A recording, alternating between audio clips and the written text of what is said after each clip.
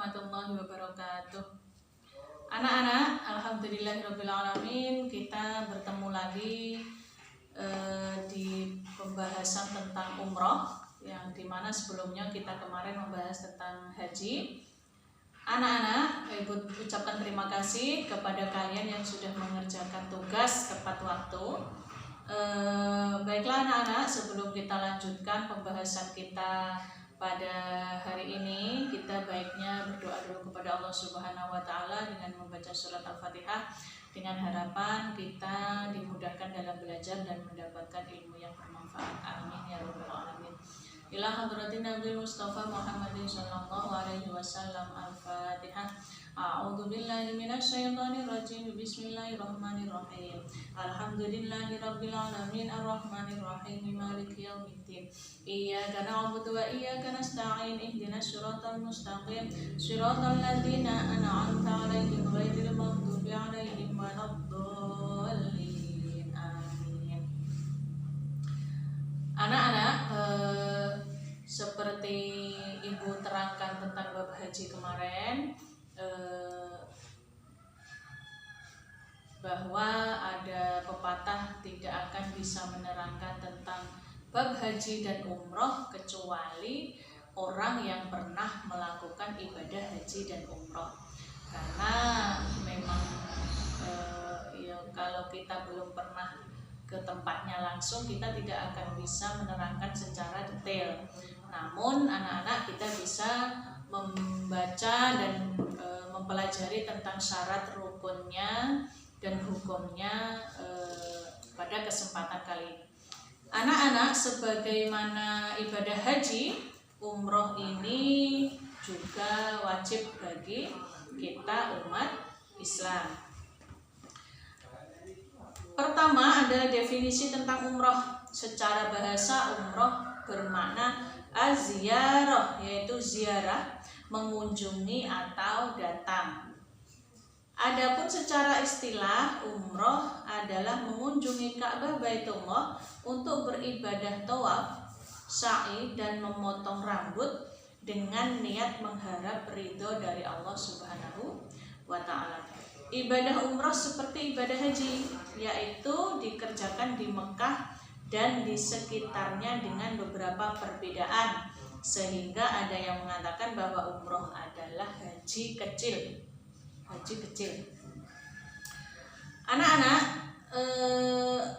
ibadah umroh didasarkan pada surat Al-Baqarah ayat 196. A'udzu billahi minasyaitonir rajim. Wa atimmul hajja wal umrata lillah. Dan sempurnakanlah ibadah haji dan umroh karena Allah Subhanahu wa Ta'ala. Nabi Muhammad dalam sebuah riwayat bersabda tentang keutamaan dari ibadah umroh. Itu dari Abi Hurairah radhiyallahu an bahwa Nabi SAW, umroh demi umroh berikutnya menjadi penghapus dosa antara keduanya, dan haji mabrur tidak ada balasannya kecuali surga. Anak-anak, kita lanjutkan di halaman 31. Di situ ada hukum mengerjakan ibadah umroh.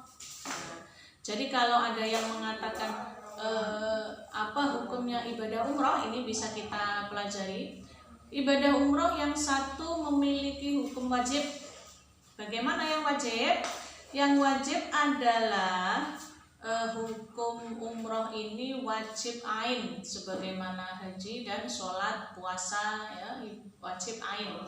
Artinya kewajiban yang harus dilaksanakan oleh setiap orang atau setiap individu.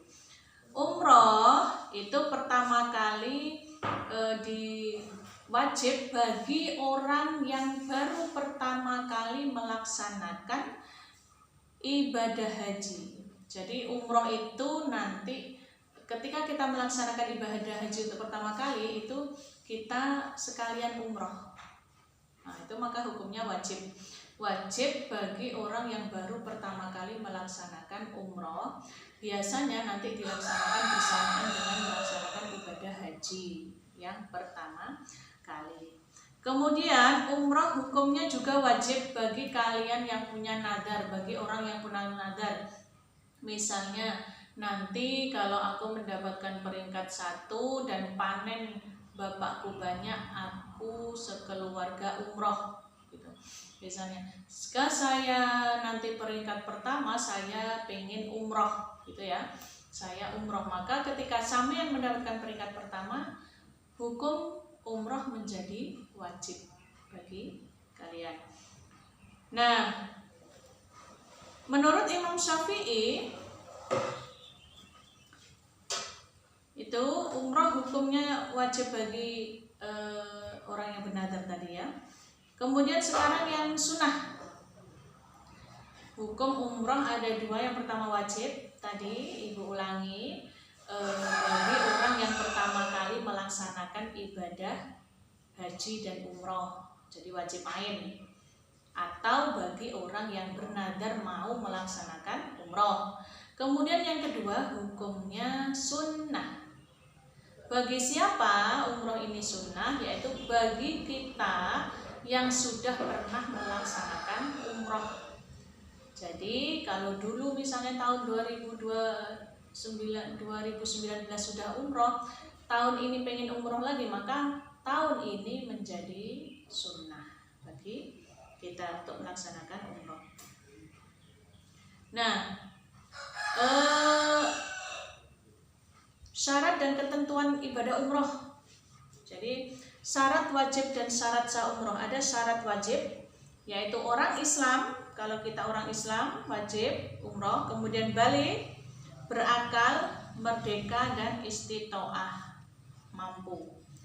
Kemudian rukun ibadah umroh, rukunnya apa yang kita lakukan di sana? Rukun itu yaitu ihram dengan niat ihram untuk umroh, kemudian tawaf dengan niat tawaf umroh, sa'i, tahallul, kemudian yang kelima tertib. Wajib ibadah umroh. Adapun wajib umroh ada 2. Yang pertama, ihram dimulai dari mikot makani saja.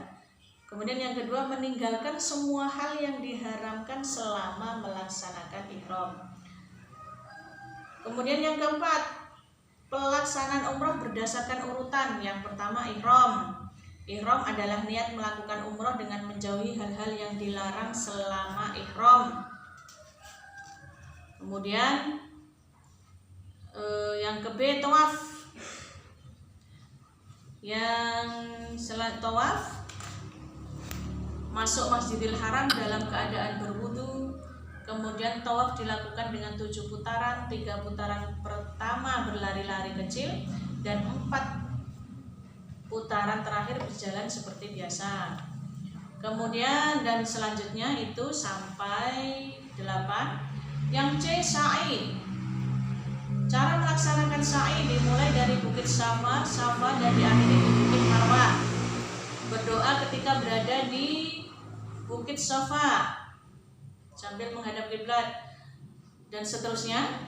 Kemudian yang D, tahallul. Yang terakhir, tahallul artinya menghalalkan, maksudnya menghalalkan sesuatu yang sebelumnya diharapkan ketika sedang ihram. Tahallul dilakukan dengan mencukur rambut atau memendekkan bagi pria, sedangkan bagi wanita cukup menggunting ujung rambut kira-kira seujung jari. Tahallul dalam umroh dilaksanakan setelah tawaf dan sa'i. Makanya kita biasa melihat orang yang baru balik haji dan umroh itu biasanya kepalanya gundul ya, atau pendek sekali karena ini melaksanakan tahallul. Nah, anak-anak, dari penjelasan ibu tadi,